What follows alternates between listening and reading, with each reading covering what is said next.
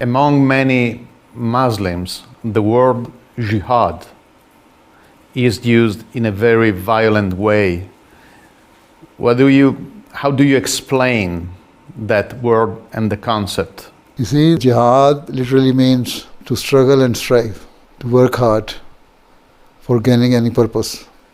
Even there is a saying of the Holy Prophet of Islam, once he was coming from an expedition of a war, and he said, now we are coming from a lesser jihad and going towards the bigger jihad, and that is the teaching of Islam through the teaching of the Holy Quran. So it means, in his view also, the jihad of sword was a lesser jihad, which was imposed on him. And he had no way but to retaliate.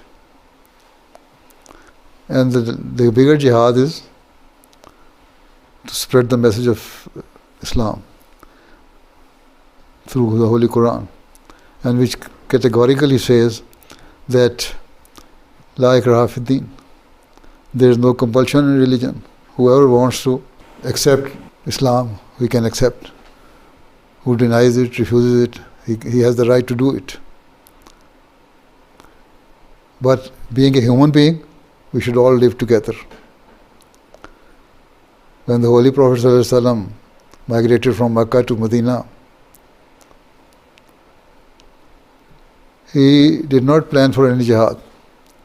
It were the Meccans who attacked him, and he had to retaliate. He had to fight back.